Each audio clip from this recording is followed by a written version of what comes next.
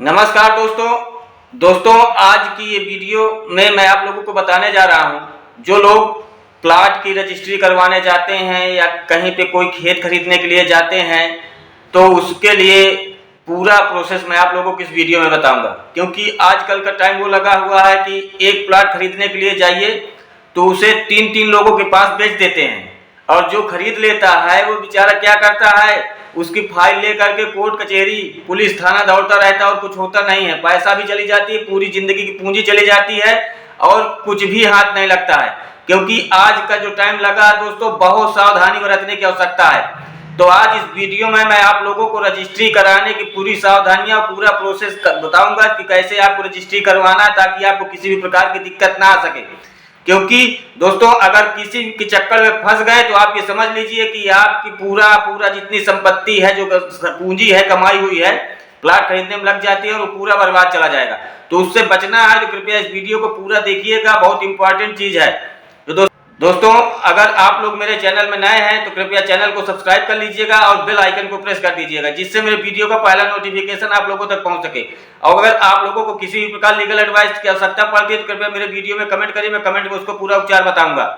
अगर बड़ा मैटर है तो उसका वीडियो के पैकेज बना कर दूंगा। तो चलिए दोस्तों मैं बताता हूँ कि अगर आप कोई खेत या प्लाट रजिस्ट्री करवाने के लिए जा रहे हैं तो उसके लिए सर्वप्रथम तो आपको मैं पहले बताता हूँ नंबर 1 पे चलिए चलते हैं कि सावधानियां क्या करनी है, कि आप में कोई किसी प्रकार की चूक ना हो जाए।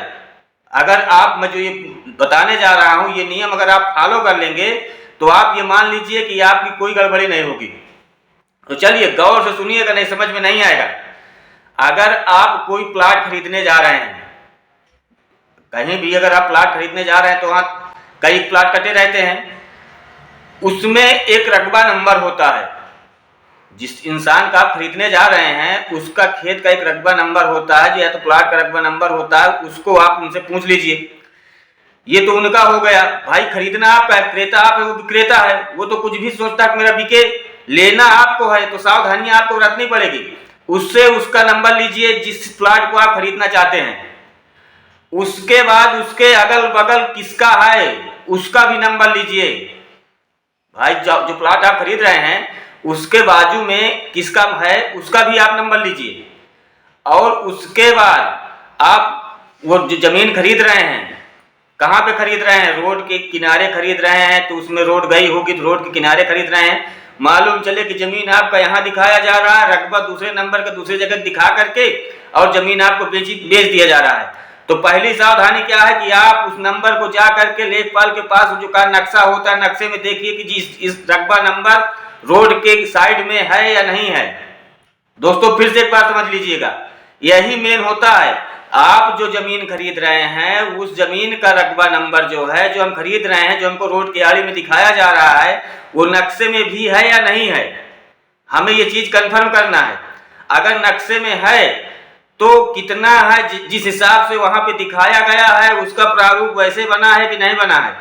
और बगल में जो बताया गया कि इसके पूरब में क्या है, पश्चिम में कौन है, दक्षिण में क्या है, उत्तर में क्या है, किस साइड में रोड है, कितनी जमीन है, वो नक्शे में सब कुछ दिखाई दे जाएगी। उसके बाद क्या है, बगल वाले का भी आपको चेक कराना है कि जो बगल में दिया गया है यही सही नंबर आ रहा है कि नहीं आ रहा है। मालूम चले कि बगल का दूसरा है, इधर का दूसरा है, आप कहीं जमीन दिखा करके आपको पेचे दे रहे हैं तो आप दिक्कत में आ जाएंगे। तो आप लोग ये सावधानी जरूर बरतिएगा। समझ आशा करता हूं कि चीज आपको समझ में आ गई होगी। अब चलते हैं दोस्तों दूसरे नंबर की ओर। आप जो जमीन खरीद रहे हैं उसको देखना है कि रोड यहाँ से कितना निकली है, नक्शे में रोड कितना है, यहाँ पे रोड कितना है। मालूम चले कि नक्शे में रोड 60 फीट है, आपको 20 फुट पे रोड बनी हुई है, 40 फीट रोड की जमीन आपको बेच दी है और आप बाद में परेशान हो जाए, तो उसके लिए भी आपको देखना है कि नक्शा रोड कितने में निकली है। क्योंकि जो सरकारी जो नक्शा होता है उसमें रोड दर्शाया जाता है कितने फीट की रोड है। और कहीं कहीं ऐसा होता है कि रोड पतली बनी होती है, बाद में चौड़ीकरण होगा तो आपका मकान गिर जाएंगे। अक्सर आप लोग सुनने को देखने को मिलता होगा कि हाँ बुलडोजर चल गया, वहां पे ये हो गया, वो मकान रह गए, वो मकान रह गए कि गलत बने थे। तो वो चीज भी आपको देखना है। और तीसरी बात, जब भी आप कभी भी जाइएगा रजिस्ट्री करवाने के लिए तो उसमें आपको एक सावधानी और बरतनी है। दोस्तों आप जब भी कभी कोई पैसा दीजिए चेक के सिस्टम से ही दीजिए, क्योंकि सरकार भी अभी नियम ला दी है कि 20,000 से ऊपर आप अगर दे रहे हैं तो चेक के सिस्टम से दीजिए। अगर आप चेक के सिस्टम से देंगे तो आपके पास एक प्रूफ रहेगा कि आप कितना पैसा दे रहे हैं, कितना नहीं दे रहे हैं। जमीन का जो सर्किल रेट होता है उस हिसाब से तो स्टाम्प में लिखी जाएगी कि सर्किल रेट क्या है। बट क्या है कि जब कोई व्यक्ति की मुसीबतें आती है तो सर्किल रेट से नीचे भी बेच देता है, और किसी को जरूरत पड़ती है तो सर्किल रेट से ऊपर भी खरीद लेता है। सर्किल रेट का मतलब होता है सरकारी रेट, जो सरकार रेट लगा के रखी कि इस जगह जमीन इतने में है, तो उसके ऊपर भी आदमी खरीद लेता है। तो उन सबको से कोई मतलब नहीं है। क्रेता और विक्रेता के मध्य में जो चीज बातें फाइनल हो जाएगी वही चीज आपको देना है, पर स्टाम्प में जो सरकारी रेट है वही लिखा जाएगा। और हाँ, एक और इम्पोर्टेंट बात मान लीजिए, अगर आप अपने वाइफ के नाम या किसी भी लेडीज के नाम करवाते हैं तो उसमें 4% अगर आप लगवाते हैं तो 5%, इसमें भी आपका एक फायदा होगा। अगर औरत उनके नाम लिखवाते हैं तो उसमें जो है 1% का फायदा मिल जाएगा, जो लिखाई लगती है।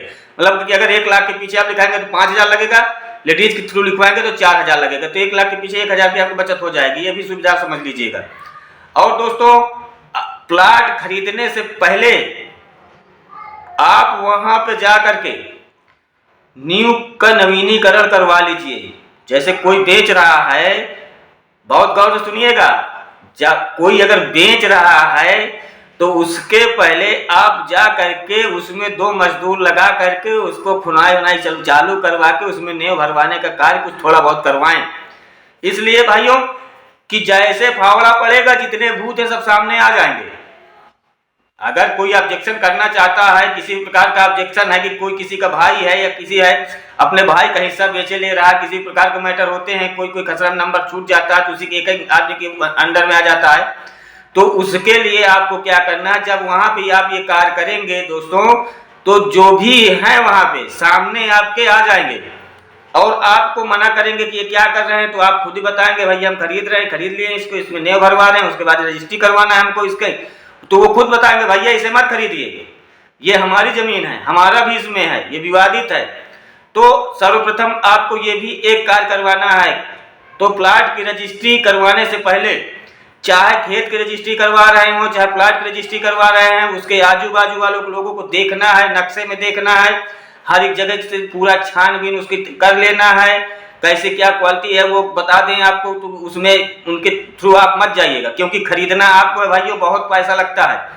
अगर एक बार पैसा चला गया तो दोबारा फिर वापस होने में बहुत दिक्कत होती है। पैसा जब भी दीजिएगा चेक सिस्टम से दीजिएगा, ताकि आपके पास एक प्रूफ रहेगा कि हमने इनको इतना पैसा दिया है, और उसको उस स्टाम्प में जो लिखा पढ़ी होती है जहाँ पे, उसमें एक आप वकील करेंगे तो सब पूरा वो कार्य वकील करवा देगा आपका, क्योंकि जो वकील है वो आपको पूरा कार्य करवाएगा, वो ये भी लिखवाएगा कितना पैसा नकद दिया गया है, बाकी चेक दिया गया है, चेक का नंबर भी उसमें लिखा जाएगा।